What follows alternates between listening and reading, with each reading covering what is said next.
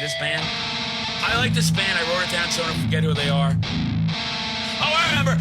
Fucking Slayer!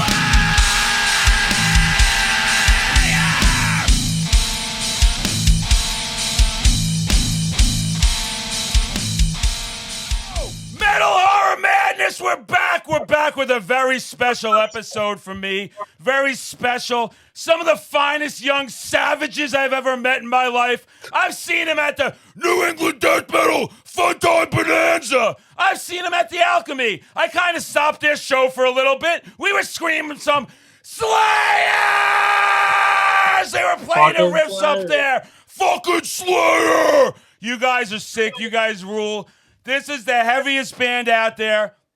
The death metal future is right here. I tell people, when I think of you guys, I think of a band. They say it's sacrilegious for me to say it, but I think of death. I think of a one-of-a-kind. You heard it here. The Madman's telling you with these guys. They're just getting started. And when you go see them live, it's another experience. You guys did not seem like a newer band. You guys seem like a fucking veteran death metal band that's been out there playing for years but sounding fresh and new. I love you guys. You don't understand. I'm big supporters. I'll always be. Don't forget about me when you surpass me in the charts, because I'm going to put out a single called Gigolo, the life of a scumbag based on me. The mighty Wretched Inferno. How's it going, guys? How you doing? Dude, yeah, thanks for having me. Hey, man, love you guys. I mean it. You guys know you have something special. Your age group putting out that quality death metal you're putting out, it's one of a kind. And that's what I got to ask you right off the bat. What got you into this genre, right? This genre's for all us crazy people. What were the bands that said, hey, this is what I want to do. This is what I love? Well, I guess I'll start. For me, I started I feel like I started kind of where everyone starts, listening to I don't know, classic rock and stuff with my dad in the car, playing like Metallica and stuff like that. And I guess as time went by in middle school, I just progressively got into heavier and heavier stuff. I think I was listening to Death by sixth grade maybe. Wow. Nice. But yeah, I love heavy stuff. I love death metal, and I happened to start playing with these guys at a very young age, which, being able to listen to this music and love it and then go and play it with your friends is a very great way to get into it much more. So that's where I'm coming from, I guess, when it comes to heavy music. Nice, sick. I just find it funny, Metallica, classic rock. I used to say classic rock, Alice Cooper, Deep Purple. You're making me feel old now. You're making me feel old here. I like to pretend I'm younger. I like to pretend I got the long flowing hair like you Adonises, But I got to go the biker look now, because that's what age did to me. But that's a great response. I get it. That's how I got into it as well. Whoever'd like to go next, sorry I interrupt so much, but I'm a madman. Can't help it. Yeah, absolutely. Oh yeah, that's why we're here. By all means. Yeah. All right, who's next? All right, I guess I'll go next. I started listening to Metallica in the car, of course. Nice. And then I started playing Guitar Hero with my mom. We would just hang out and just play Guitar Hero. And then I found fucking Slayer. Fucking Slayer! Fucking Slayer. Heaviest band ever. And then I heard Raining Blood. Yeah. Then I found Pantera. Yes. And then I kind of took a little bit of a break from metal and started listening to shitty emo bands and metalcore and stuff like that. Yeah. And then I got way back more into metal. Started listening to Devourment, Impetigo, Putridity, Regurgitation, stuff like that. The sick shit. The heavy shit, the real shit. Nice. That's sick. That's great. Yeah. I like Metallica. This is what I try and tell people with Metallica too.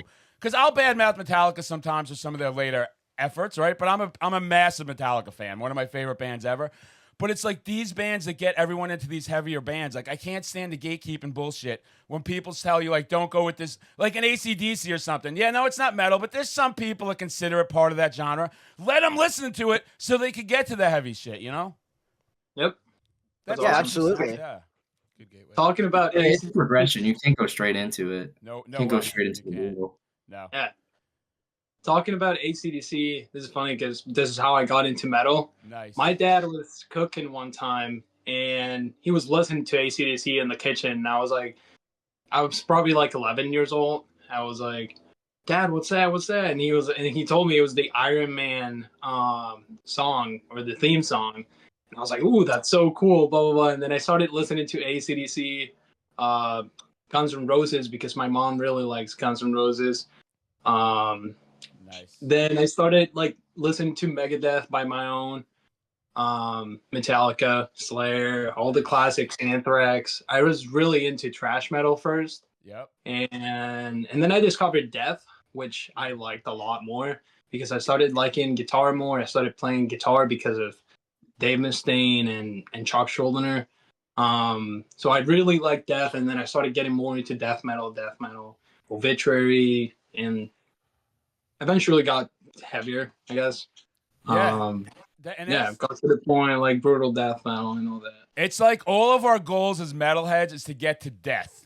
Once you get to death, you're ready to go, right? Like they say, death is just the beginning. And they don't just mean physically dying. They mean when you buy fucking Symbolic and you play it 500 times when you're a teenager playing mailbox fucking baseball, getting arrested. That's for another podcast, though. So last but not least, by the way, AC/DC, that's right, Thunderstruck, the theme song to Iron Man. That's some good shit, and that got a lot of people into metal. I know some people my age that weren't into metal. They were into a lot of pussy shit, and now they listen to metal because of Iron Man. It all came full circle. Awesome. It did. It's awesome. It's those little things like that that help turn people on to the extremer side of music. Like even like what Ace Ventura did, just a few seconds of death metal got so many people into the extreme genre. So many. And for me, actually, I progressed pretty quickly. I think one of the first bands that I heard something heavy, I was like, oh, I like this, was like Linkin Park Hybrid Theory, specifically A Place for My Head, because I think I was like 5 or 6 at the time I heard that, and I was like, oh, this is where it's at. Yep. That quickly turned into like Slipknot, Bullet for My Valentine. Trivium was the reason I picked up guitar. Nice. And I was really big into that like new wave of American metal scene. I was like, it's got the riffs, it's got some intensity, but it's got the groove, it's got a lot of shit I like. But I always lean towards the more mellow death favoring metalcore bands. And as soon as I started discovering like Dahlia Murder, At the Gates, I was just like, oh, this is where it's at. And like 7th grade was around that time. I was just like YouTube strolling. Remember, like, one of the first heavy bands I ever saw was Inhuman Dissolency. They had a Baby Killer cover, and I remember listening to that, being like, what the fuck is this? And now this is one of my all-time favorite songs. I can't get enough of it. Quickly, around that time, discovered, like, Cannibal Corpse, Dying Fetus, and I was just, like, specifically Homicidal Retribution. I remember listening to that song, the chorus hit it, and I was just like, this is a game changer. Game changer. And that's it. Completely in the death metal from there on out. High school would just go buy some CDs, go back to my place, just smoke a few bongs in the basement, put on like Harmony, Corruption, Cause of Death, and that was it. And here we are now. Oh, that's sick to hear, and that's just great. All 5, it's like the similar story we all go through, where we start and where we get to, and once you get to that heaviness. So, like, for me with that, when I was, well, they called me the ghost of the 9th grade. That is what they called me because I was never fucking there. But I was with my burnout friends, and we were listening to some fucking Slayer, some Death, some Megadeth, some Possessed. I like that band as well. And I'd be out there cutting class, going to McDonald's, buying cheeseburgers, getting rejected by chicks left and right and left. Oh, it was a scene at the time for us metalheads. We were very few and far between. But that's what it is. You get to that part. And my point was, because I do make points, believe it or not, if you go into those heavier bands too quick, it's no good. Because actually, Slayer, someone tried introducing me into when I was like Alice Cooper, Ozzy, David Lee Roth. I couldn't hear it. I couldn't get into it, right? Like, I didn't understand. It just all sounded like noise. Same when I got into Emperor, like with black metal. At the first listen, I was like, this is complete shit. I don't understand. And then you start hearing it, and you hear these sounds that people that aren't into our music don't hear. You can hear all the progressive sounds in there, the technicalities. You can hear the heart put into those songs, how much people care about them. But if you go too fast, too heavy, you're fucked. Like, you'll never listen to metal, right? You'll be like, fuck this shit. That's how I feel with Morbid Angel for me. could never get into Morbid Angel for the longest time, and then when I was actually into death metal, Then you did. I gave it another go, and now it's one of my favorite death metal bands of all time. Yeah, same thing for me. That's sick. Yeah, it's got to be the right timing. And when I heard Cannibal Corpse before, Yep. when we had Eric from Bonginator, he's a massive Corpse fan, as I'm sure you guys know. Great fucking Absolutely. guy, right? He gave you guys a shout out. We love you guys. Again, New England Death Metal Fun Time Bonanza. That was a sick fucking set. That set, you That guys, was awesome. holy shit. That one was really fun. Oh, It was dude, so cool. you It was guys awesome. like own that inside. That was fucking nuts, man. Yeah, you did great. And this, The Thank you, man. yeah, Fun. stage presence. Where'd you get the name from, by the way? Because it's a sick name too. Dude, believe Will. it or not, a band named Generator. Really? It was supposed to be Wretched Inferno, and then we played our first show, and our guitarist was like, "What's our band name again?" Because like first show, don't even know the band name. We just like figured it out that day, Yeah. and I said Wretched Inferno, and then he goes Wretched Inferno, and I was like, you know what? Fuck it, yeah. Fuck it, we're Wretched Inferno now. Who gives a shit? That's great. That's a fucking story. That's a sick fucking story. And that how did you guys feel with that first show? Like, do you get that fight or flight? This is what I want to do. I want to try and do this for the rest of my life. Or holy shit, this is overwhelming. I don't know if I could do it again. For me, like definitely. Colin, Devin, and Angelo weren't in the band at the time, Okay. but we played like a shitload of covers. We played like Scavenger, Human Sorrow by Death, Oh, sick. and Short of Yeah. Straw by Metallica. I forget I the was other ones that we I played. was there for that. I don't think Yeah. I played. I was in the audience. But Yeah, yeah, you were you just did sitting do there, bro. that. But I think it definitely like solidified that like music is like what I really want to do, Nice. and Hell I yeah. don't know. It's just sick just being on stage and like seeing people like stank face into the riffs and So moshing. and- sick. It's Yeah. so For And me, I it had- was honestly touring, because before we went on tour, we would always play around local shows, and it was always fun. I loved it. But when you get to tour, that's a whole different experience. It's like, it's almost surreal. So like that made me realize, like, damn, I really, really want to do this for like a good while at least, nice. or if I can for the rest of my life. Yeah. Yeah. I wanted to go off of what Will said. I had after that show, I joined the band not too long after, but I had some experience like doing stuff on stage. Like in middle school, I did like theater as a kid, and it was fun. But I feel like it gave me that like confidence Yeah. to be on stage, and like I could take that sort of acting aspect and translate it to playing music. So it felt as soon as I started playing with them and playing with the band, playing shows and stuff, it just felt natural. To be honest, it's great. I felt like I had a pretty smooth transition, and then also, yeah. And what Angela said about touring, that changed my entire like perspective about being in the band, because like that was, I think when we went on tour for the first time, it was with Bonginator actually. They took us on tour with them. We all crammed into their fucking bus, Nice. and like The first bus that they had. the first it was one. Yeah, the Oh, small. So it was like That- 8 people on that thing. I remember that one, the short one. Yeah, that's a vintage short bus. You don't see those things anymore, you know? Yeah. Oh. But like yeah, like before we went on that tour, a week before before we left, I had just graduated high school, which Wow. like yeah, to be able to so say like 1 week I I'm out of high school and immediately hitting the road. I think Angelo like called out of school a couple Yeah, days I early. was a junior in high school for the first tour, Oh, wow. Oh, and shit. then I got out. What was it, 3 or 2 weeks earlier? And everyone was asking me, "What, are you going on vacation or something? Like, what are you doing?" And I was like, "No, bro, I'm going to Texas with my band." Amazing. That's And then on senior crazy. year, yeah, and then the second tour in senior year, I did the same thing. Yeah, but it was awesome. It's awesome. So just instant. Yep. That's Pretty much, yeah. Yeah, I feel like as soon as you get out on tour that first time, especially the first few times, it's really you get the feeling of like you want to do it or you don't want to do it, because it's such a commitment, it's such an immersive experience. it's hard to go out on tour unless you've got like a lot of financial support just coming out of the thin Right. blue sky to Mhm. support you. Like you've got to commit to it.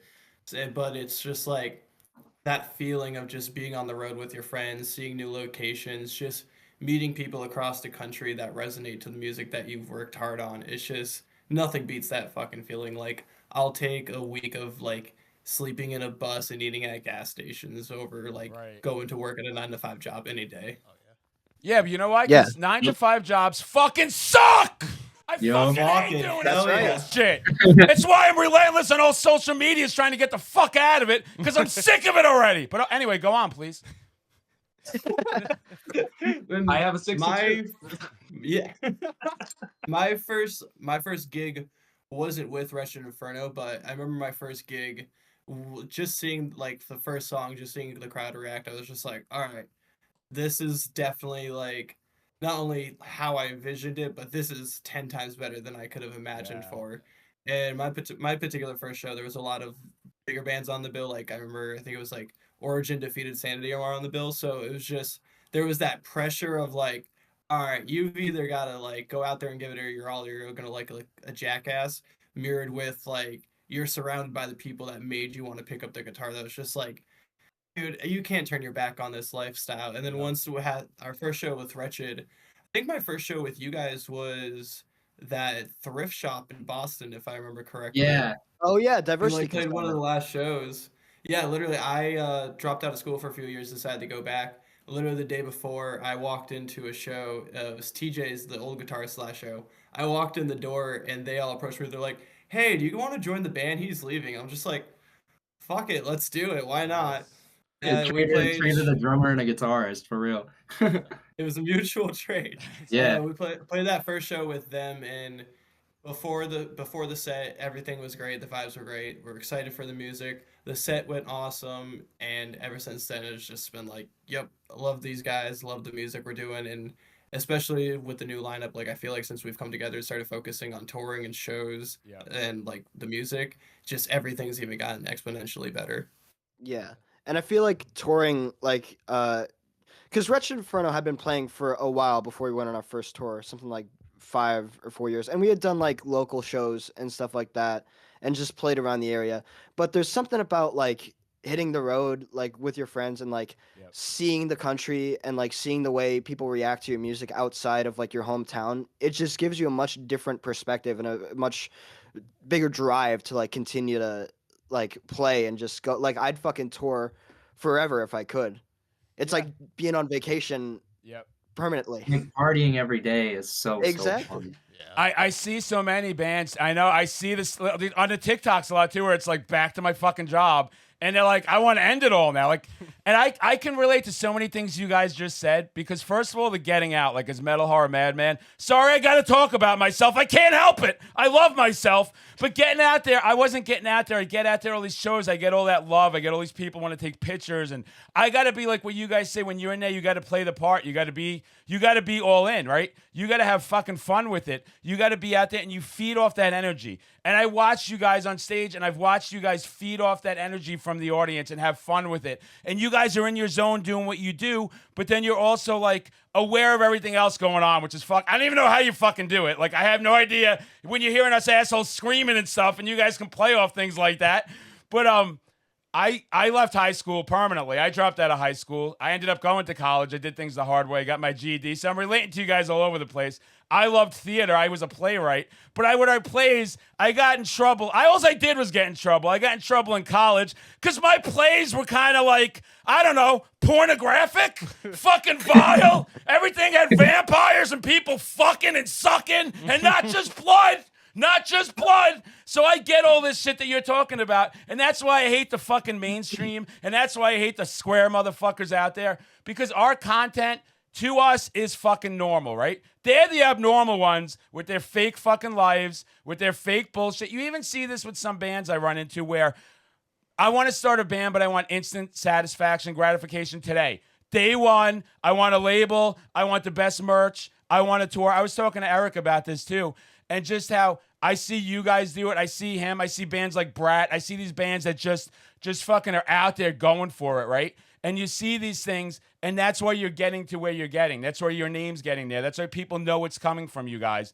How do you keep that tenacity all the time? I know you said it's a big party, it's fun, but then that seesaw back to the real world, back to the rock star. Real world, because I'll tell you, for me, even in my fucking thing, it could fuck my head sometimes coming back to the real world.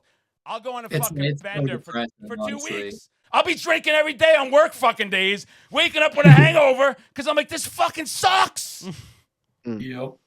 Yeah, it's hard coming out of like practically a 2-week bender like that, and just like going back to like your normal life. It's like I'm no longer the fun bass Right. vocal guy. I'm just Colin. Right. But I mean, for me personally, I try to like involve music as much in my life as Smart. possible to kind of make up for I do a lot of like recording on my own and like writing Nice. to like try to make up for that. I just yeah, so like I sorry, I'm stuttering a bit. Yeah. Basically, when I'm not touring or like playing shows, I'm back home preparing to tour or play shows, Smart. trying to work on new stuff. Yep. So it's just constantly in my mind. I guess it never feels like I'm off of the Wretched Inferno wheel, I guess. And that's good for people to hear, because a lot of people really do. So many bands I've talked to, and I just feel for them. You know, I really do. But what you're saying is that's the greatest way to do it. Don't stop. It doesn't have to stop. Just because we have to work our jobs and pay our fucking bills and let the man fuck us constantly doesn't mean that we still can't have fun 24/7, right? Because that's what this thing's about. And you guys are having fucking fun too up there. I see the fun I see your faces. I'm one of those fucking people. I connect with the fucking universe. It's because I think of myself as kind of like Jesus Christ, but a satanic one. I'm all powerful. The world revolves around me. But I see you guys, and you fucking inspired me, man. I'm not kidding. Like that alchemy. You guys had me so fucking worked up when you played along with me. But you made my fucking. I want to thank you guys so much, because the little Slayer riff made my ask this motherfucker.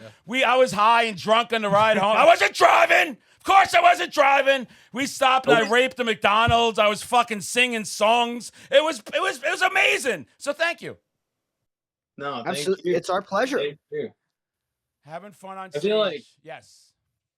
I was gonna say, I feel like for me, the thing about tour is always the freedom you have. Like it can't compare. Like when you come back home, like you're always, I guess, chained. You're always chained to your job, chained to your responsibilities. But like just being on tour, you don't have to worry about anything. Just showing up, playing, and I guess at the end of the show partying. But it's not so much about the partying for me. It's more about like the freedom and like being out with my friends and doing what you love. You know, like you can really get that here.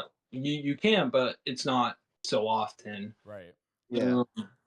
Yeah. And I feel like once you get to that point where like you've just been playing shows for so long, like you just start like when you've been playing and like sorry, again, I'm stuttering. Does anyone else want to answer? I'm gonna think about my answer and come back to it. Yeah, sure. My answer is one hand, I'm built differently.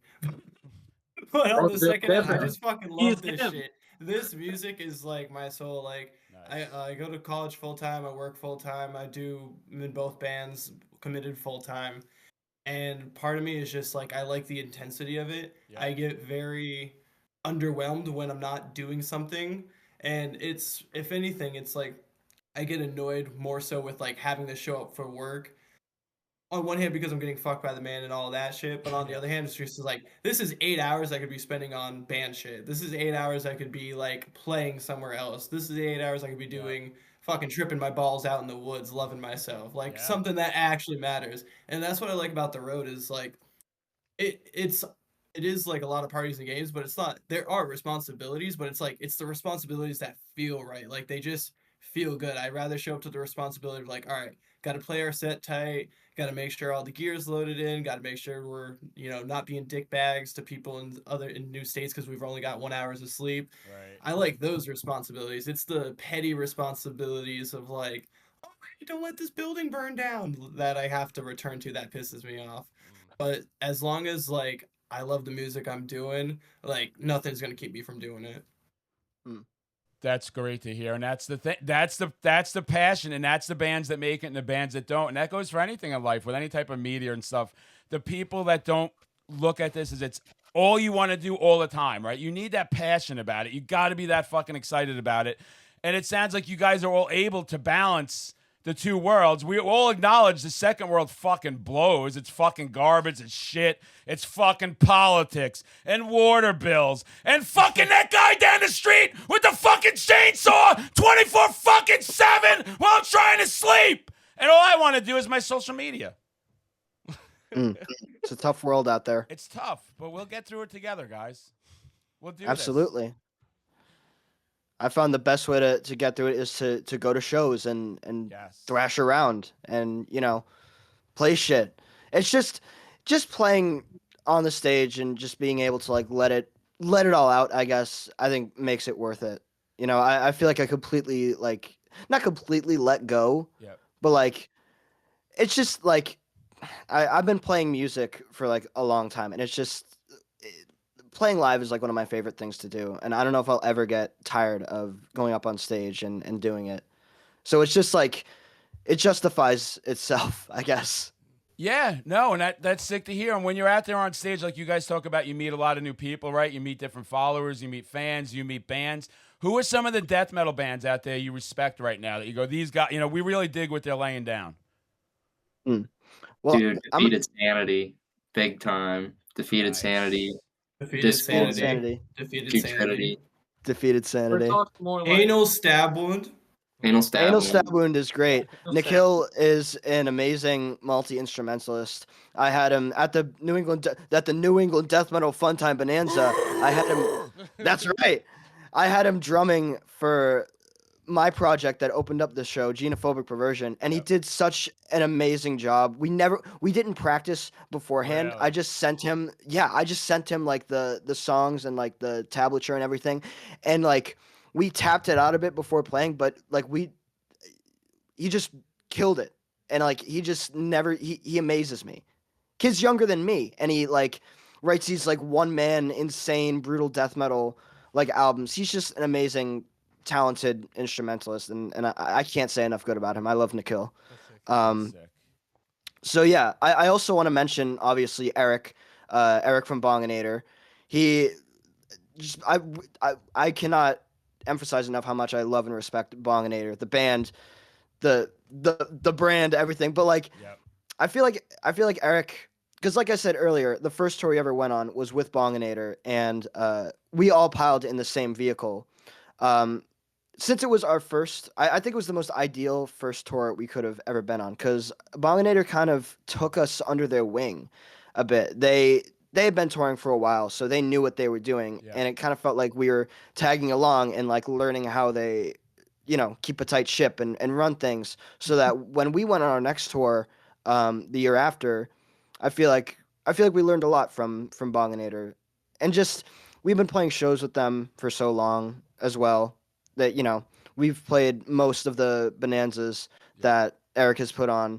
So it just, yeah, I love Bonginator. I love Eric. I love him. Great guy for the scene, right? Great guy to support everybody. Fucking just straight up Yeah. great dude. Yeah. He's like Yeah, the he's New a England death death metal metal renaissance man. mascot. He is. This is we should all be paying him tribute like the fucking Godfather. You know, you got to kiss this.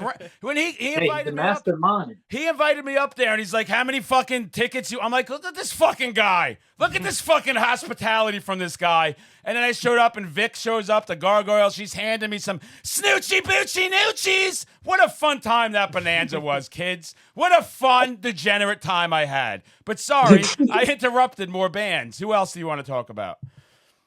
Another band we toured with that definitely is blown off right now is Roots of Deception from Oh, Connecticut. yeah. Oh yeah. Those guys, you want to talk about a heavy fucking Heavy, band with some brutal. killer shit? Yep. Roots of Deception, and their new lineup they've been playing the past few shows with, they just sound heavier than ever. And then we've got the obvious homies like Groaning Wretch, Ancient Death. Yeah. Ancient One, Death. if there's a band in Nice. Massachusetts that I get excited to go see, it's Ancient Death. That's just one of those bands that's like on a music I love. Mm. Sick. There's a shit ton. One band I feel like we should I'd personally like to shout out across the country that's blown off is Corpse Pile. Oh, They've since Dave One have helped out not Roots. They've helped out Wretched, and Nice. going down and playing with them multiple times really helped put us in front of a national or regional national audience, and just impeccable experiences. And I'm from Western Mass. A lot of people don't know the Western Mass has always had this kind of like hardcore metalcore kind of divide from like Worcester and Boston. Yep. So it's always been an interesting dynamic out here. But the death metal influence is definitely creeping in. One band that's I've seen doing really well this past year is Posthumous Obsession. I think they only have one demo, but their live shows are locked in. They have a really good fucking sound for the area that it's kind of the doesn't sound like Gatecreeper, but it does what Gatecreeper does, where it rides that perfect middle line, Yep. and they're really locked in as musicians. So I definitely want to shout them out. Sick. I would Ooh, say shout out shout out, to Dipshit too. That band's mad heavy.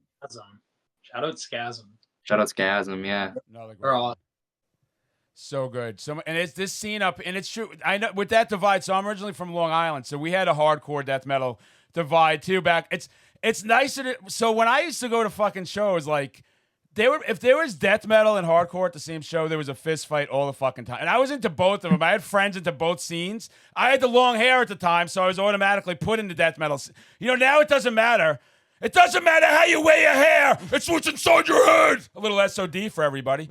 But like, Yeah. I remember that shit back in the day. Like, we were at a Deicide show, and I was like 17, and the promoter also booked I think Downset, one of their first shows, and another hardcore band. Next thing you know, me and my two friends, we're in like a fucking brawl. It was the stupidest shit too, right? You're hardcore, we're death. It was so fucking dumb to me. And it's just nice to see it gel more nowadays. It's nice to see these bands, like, you listen to like 200 Stab Wounds, you're like, I can hear all these fucking influences in this type of fucking band, right? And you're sitting there going, I fucking try, and try as I might, there's still a lot of jerk-offs out there. And I'm like, we're one big dysfunctional family. All the metal, even the shit stuff I don't like, even 5-finger fucking brass knuckle microphone, knuckle shuffle in the mirror, piece of shit, unlistenable fucking garbage band is still part of the metal community. And if people like them, that's cool, because then maybe they'll get into some real metal, you know? So I hate to see when the family fights, and that's why at the New England Death Metal Fun Time Bonanza, I had such a nice time because it was so psycho there, right? Everything was flowing, the flour, the booze, guys, chicks, everything's crazy. Everyone's out of their minds. But you felt safe there. You felt a family. And that's one of the things that attracted me to metal, too, when I was younger. I was always an outsider, a misfit. I was always in trouble. I knew I wouldn't finish school. I knew I never liked to be told what to do. And then you're like, holy shit, there's a lot of us out there. Like, we're sprinkled all over the place. We just had to find each other, which was tougher back in the day. Which, with the internet and shit, how much social media, how does that help you guys? Like, is that really helping getting the band out there more than touring, the same as touring? Maybe with like getting like interactions with people and like getting people to like check our stuff out. But like, I feel like the best way to promote is to just play shows and just like do your best on stage, and then like, let the music speak for itself usually. But social media has been like really useful. Like, I've been trying to do my best with like promoting and like posting live videos and stuff, being like, check out our new release, do this, do that, and just promote. What about the new release? What the fuck kind of crazy shit is on here? Face fucking 2000 and stuff. I'm like, I like face fucking, but this is a weird name for a song. Dude, can I talk about this? So yeah, I have the CD. This is the mass death split we did with Matriphagy, who we share members with. Devin and Will over there are also in Matriphagy. And yeah, that's our first song on that side, 40 caliber face fuck. So sick. Yeah, Will wrote the lyrics to that one. It's about like a fucking home invasion, I think. Yeah, It's good. That's fucking great. sick. I know, I got to do a video. I'm going to do, you know how I like to do my hype videos. So I got to get on there. Yeah, I'll take 17 edibles, have 3 PBR tall cans, get myself a little psyched up a little bit, and we'll talk about the CD some more. Another thing reminded me seeing the CD artwork with you guys. You guys have some of the sickest fucking artwork. Who does the Oh, artwork? thank you. Yeah. So for this I recent, think different people pretty much every time. yeah. And this So for this time, recent, yeah, go for it, Colin. I'm sorry, I kept talking over you. I was just gonna say for this recent split, we got John Zig to the artwork for us. You know, very respected name in the death metal community. You know, Disgorge, every fucking death metal band you know has gotten artwork by John Zig. It just seemed like a natural choice. Yeah. He did a great job. But I think some other releases. I think on Cacophony of Filth, the vinyl you have right over there was done by this dude, Martyrdom Illustrations or Martyrdom. Sorry. He's done like shit for 200 Saboons. Oh, I think nice. he did the Masters of Morbidity artwork, which I really liked. And yeah, some of the other stuff.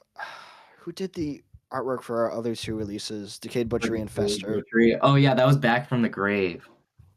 Oh yeah. He does some good stuff as well. That's just his Instagram handle, back from the grave. Yeah, you got. It's just sick. It just has that feel that we're looking for. You know, you need that brutal shit on that album. I like my stuff as brutal as possible. Where do you get a lot of your inspirations for some of this sick, deranged fucking content you have me listening to? I would say just like other death metal bands, Yep. horror movies, true crime for sure. And just like I don't know, trying to like think of like writing a horror movie in song form, Oh, like sick. some Terrifier type shit Yep. where they just do Yeah. like crazy kills, stuff like that. A lot of it, I feel like, is just like absurd, just like thinking of absurd, gory scenarios and then just like writing about them. Like Cranial Excavation, which is the other song we put on the split, is about like breaking open your own skull and like digging into your brains and eating it and like Amazing. having your like limbs and nervous system like disconnect. Like it's just fucking crazy shit like that. Anything that can like, I don't know, push the envelope a little. Yeah. I think is a lot of fun, even in death metal, because it's, you know, it's kind of hard. It's like everything's been done. What can you come up with that can be like shocking among a sea of other death metal like topics and ideas? Could only just That's like a- try and be more brutal, you know. But Yeah. Yep. And I feel like with writing lyrics, it's like, especially because we're one of those like heavier death metal bands where like the pronunciation is still present in pretty much everyone's vocals. Yep. And it's like the lyrics have that extra payoff value when you read them. So it's just like you want to make the lyrics like kind of like good. And it's just like when we're writing them, it's like we're all horror and death metal freaks. And it's like that's the crowd we're going to be catering to. So it's just like we'll write lines that like they hit hard, but it's also just like we know the content wise is going to make all the people like us be like, yeah, especially when you get like a real tongue-in-cheek line. Like I really like fucking wordplay, and like if I can do something poetic with like just a bunch of gory concepts and just get that kind of what the fuckness to it, like that always makes you just go like that.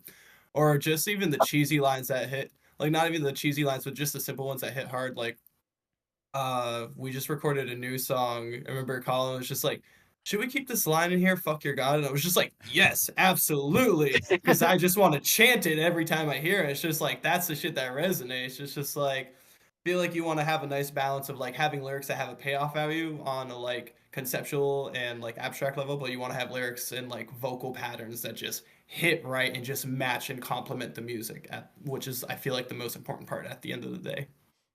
Oh, sick. No, sick. And it's so important. And it's like, this is the last frontier. You know what I mean? Like, this fucking underground scene we're into, this is it where we could say what we want. No one could get canceled. Go cancel your fucking mother with her jank-ass microwave cooking fucking recipe from 1999. I like my metal brutal. I like shit in your face. I like to be loud. Is that a surprise? I like to be crazy all the fucking time. And it's guys like you out there keeping this fucking scene alive, because this has been under attack since the fucking 90s. They were coming at everybody, but like, it's no surprise they came back after Cannibal Corpse again. They did that back in the day. Deicide, they were really with all the Satan shit. And it's like, we just keep coming and we keep fucking punching them in the fucking mouth until they shut the fuck up, get the fuck out of our way. And you guys are bringing that brutal, raw sound, and you just have this thing, this passion in there. And like you're saying, I can hear just when you talked about it. you all start lighting up like immediately when you're talking about the lyrics. That makes me so fucking happy to see,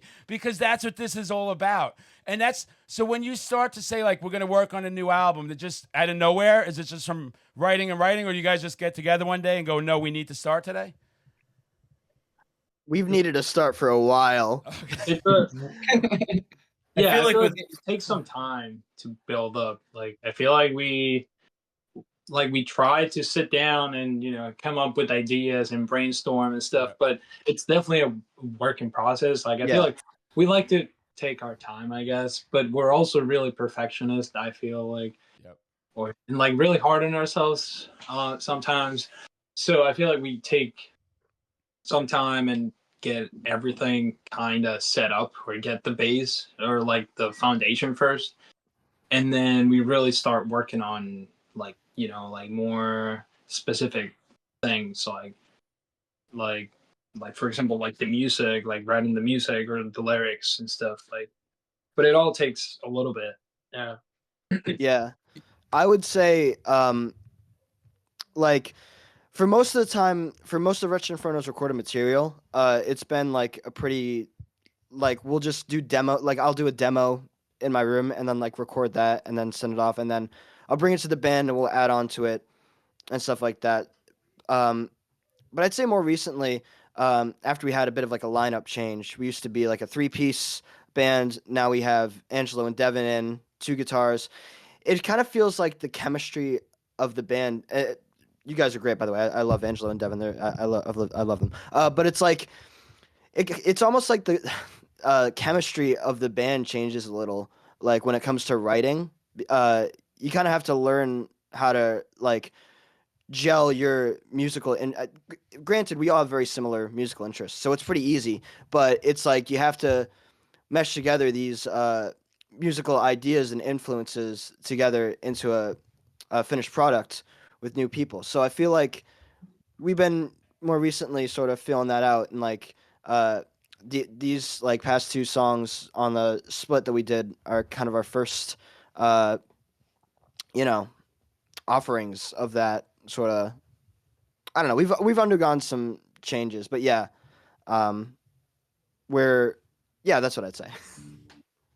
Yeah, I feel like there's normally like your 2 typical approaches with like writing music is like, especially with like albums releases, either you write a bunch of songs and then you're like, all right, this is going to be this release, we'll call it this, come up with a concept, and then you have the inverse, which is like you have a concept in mind and then you write music for that.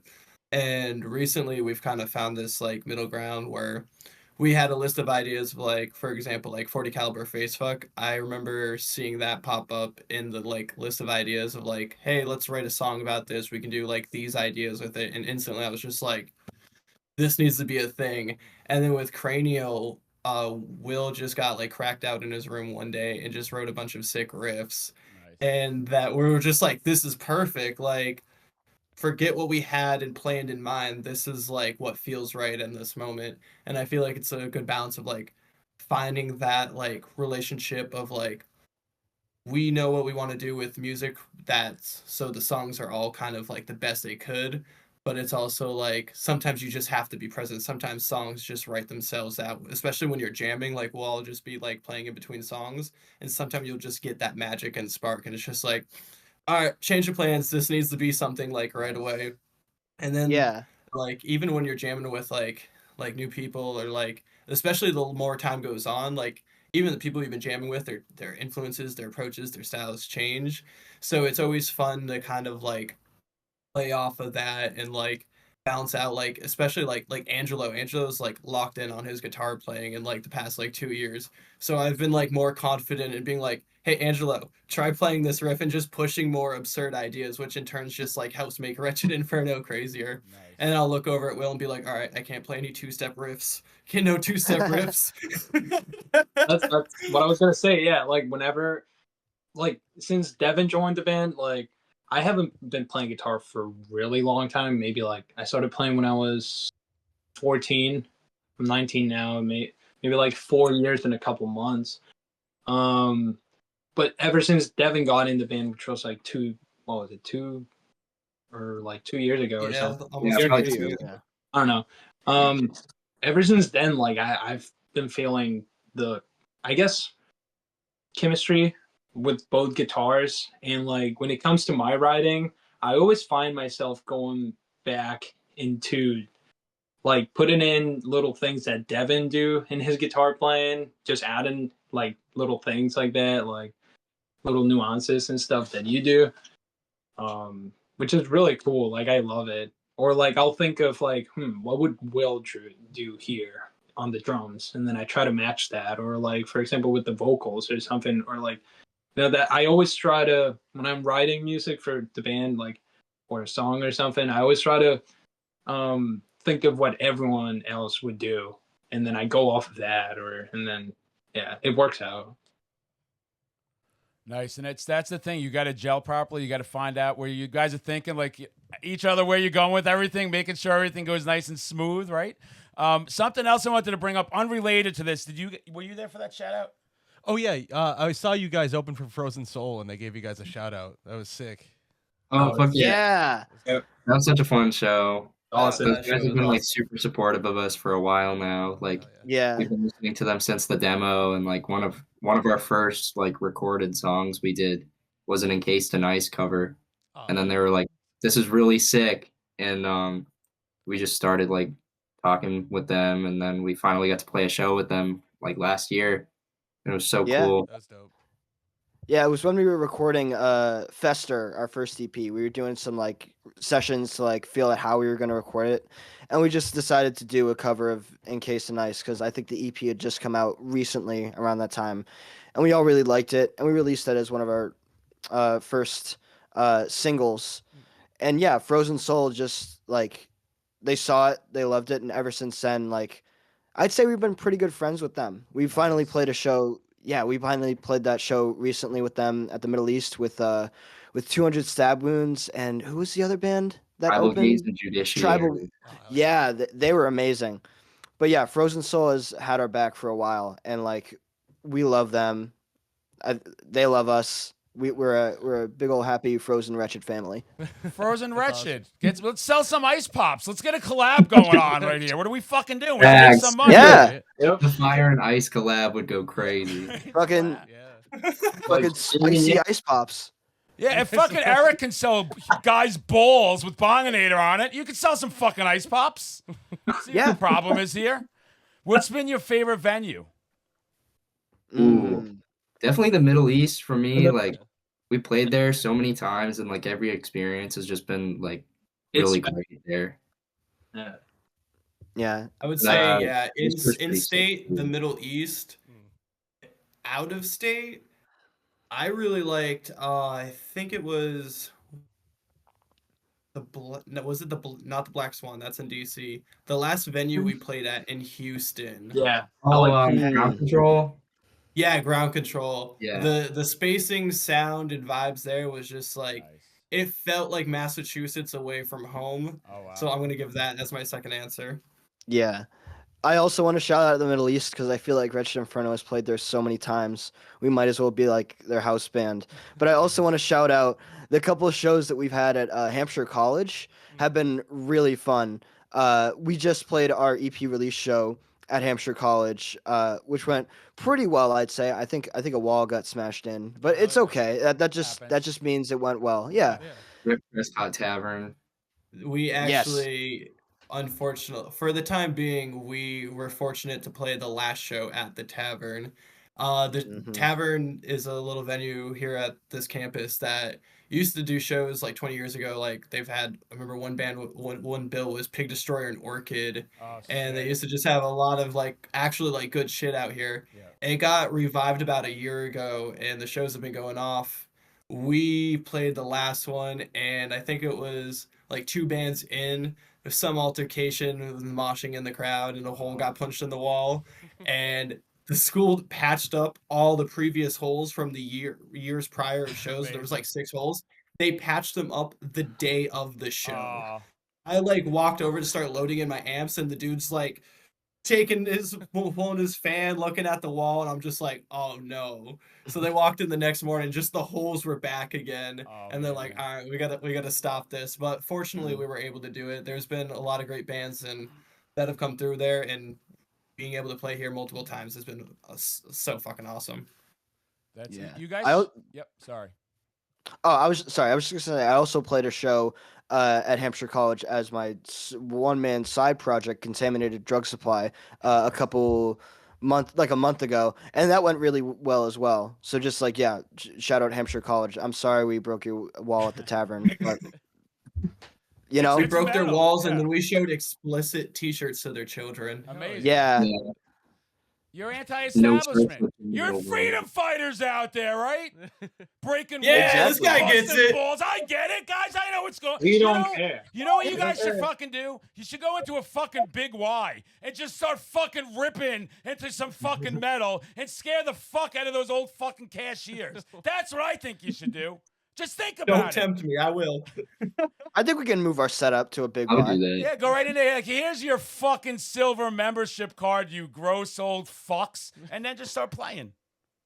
Yeah, There's places down south and out west that I see all the time. They'll like pop-up show at a skate park, at a Burger Yeah, that's King, cool, at right? fucking Denny's. Yeah. We At a need more of that Denny's, yeah. shit in Yeah, Massachusetts. we don't get enough. Like, yeah, I don't remember the last time I've seen like a weird venue show out here. There was a skate park venue in Worcester that was going on for like 4 months, and then the town cops shut it down. Aw, But that we need sucks. more of those fucking absurd out of the top, like over the top shows. Yeah. fucking On tour with sick. Bonginator, actually in Dallas, we played. They're no longer around anymore, but we played this. We played the biggest show of the tour, and then the very next day went to Dallas and played Kiki's house in Dallas, and it was like literally someone's living room, the kitchen, and then an island in between the kitchen, and that was the Amazing. entire venue. Oh, And It's those just fucking house. places, they always have like the best sense of community, and the shows there always go off because even if it's like 20 kids show up, there's no room for them to not be in the pit. Yeah, So no. those shows, those hit home. I Oh, love that's those kind of sick. shows. You guys You know sure what kind of? Go on, please. Sorry, I was gonna say. You know what kind of venues I love? The ones that are really far out in the woods, like Arkansas Death Fest, New England Yeah. Death Mountain Bonanza. Oh yeah. That was like cool. Charlie's Hill, like some of my favorite venues are Charlie's Hill, the Grange, and like, for the Northeast, because they're just out in the middle of nowhere. Like for example, the Grange in Concord, New Hampshire. That's in like in the middle of the woods, and it's in front of a Yeah. cemetery. It's awesome. It's just like a Sick. barn. It's Really? great. Yeah, and I love it because It's there's no haunted, too. no bothering, and everyone's just so chill. No, it's the best vibe. But that's why every time I talk about the Bonanza, all the festivals I went to, the shows this year, that Bonanza it's just a different fucking vibe, right? It's just a different feel to everything. It's not commercial. There's not all assholes watching everything you're doing. You just get the fucking vibe. And that's why another thing you guys should do, you should go to like into a Ware Cumberland Farms, into a Cumbies, and just start fucking playing. Just Rogue 12 midnight. Once the clock strikes. Yeah, there's definitely enough We space just in the need Cumbies. one employee on our side. One Just good one. employee that Just listens to fucking our one. job. It's not gonna This is rat our you music guys that out. hates their job. That's all, right? That's all you could do. But guys, it's been fucking sick talking to you here today. I want to know what's next. We'll wrap this up with pump that EP some more. I'm gonna put clips of that everywhere. I'll be fucking using some music and some videos, shaking my ass, impressing the metal moms. You know what I do. You guys are out there killing it. So let's hear more about the EP. What's next? What do you want to plug? The floor is yours. I'll shut the fuck up for a second. All right, who wants to go first? I guess I'll go first. So, we dropped this split with Matripogy, called Mass Death, and I mean, it came out like a week or two ago, and I mean, it kind of slaps. I mean, y'all should listen to it. Everybody should listen to it for real. And shout out to Matripogy, because like brutal death metal from Massachusetts. Almost as good as Wretched Inferno. Almost. They play too Actually, no, fast. that band fucking sucks. I hate Matripogy. We Too split many with them for the blast money. Facts. Those brutal death metal bucks. Ugh. Yeah. Anybody else want to go? Yeah. Yeah. Sorry, well, Devin, you want to go? Sorry. Nah. This split's been fucking awesome working on. Like songs we started writing about maybe mid to late last year. Started recording like halfway through this year in between tour and shit. And it's cliche, but like I feel like both bands like feel like this is like their favorite material that the band's done. And I think it's because on a songwriting perspective, on a mix perspective, like we all locked in, and then just on the little things like the fucking artwork. We got John Zig to do it. It's just like it's definitely like a solid one of our favorite releases from both bands. But it's also I feel like the point of it, at least from like my intention of like working on it as a songwriter, is just like this isn't just like a main staple. This is just a reminder of like what Wretched Inferno and what like the other band Matrifagy is capable of. It was like Wretched Infernos we're already working on an LP. We just finished recording a song that's been sent off. More information about that will be coming at a later time, but if you like the songs on Mass Death, you're gonna really fucking like this. Nice. There's gurgles, there's blast beats, there's a fucking guitar solo. Yup. Love it. Hell yeah. And so the plans going forward is just pumping out better and better death metal, keep getting more shows, keep getting in front of more people, more crazy pits, more Jaeger, more Wasp playing over the PAs, and just keep on trucking. Amazing. Yeah. Angela, you want to say anything? I was going to talk about the coming album. I mean, we're working on some stuff. Like, we're taking our sweet time, but gonna get there probably next year and stuff. Gonna give more details. Yeah. Yeah, I agree. We're working on it. We're taking our sweet time, but we need the time to perfect it. We got some songs we're working on already. I'm gonna lock myself in my room for like a couple months after this and like write songs for the new album and just try to get that shit done as fast as possible. But yeah, until then, the split is just a taste of what's to come. Shout out fucking Cavernous Records for putting it out on CD. They did an amazing job with this. It's on streaming everywhere. We're just getting started. I also want to shout out Sean from Funeral Frog Media. Also in Frog Mallet, he produced and recorded both sides of this split, and also recorded the new song, recorded and produced the new song that Devin touched on. So yeah, he is the sound of New England death metal. Oh, Shout out Sean, yeah. love that guy. Legend of New England. Yeah. Absolutely. And yeah, I guess I'll shout out obviously Matrifagy. I want to shout out some of our other projects, Casadaga, Angelo and Will's project that they're working on. I got Will's in a project called Sadakismo, which is pretty good. It's like kind of gore grind, like cock and ball torture sort of stuff. Yeah, if you listen to Cock and Ball Torture, you'll fuck with Sadakismo. Yes. Merry More than Christmas. that. Merry Christmas, everybody. Cock and bull torture coming at you. Yeah. It's good stuff, man. It's not that bad. No, it's Contrary to what people say.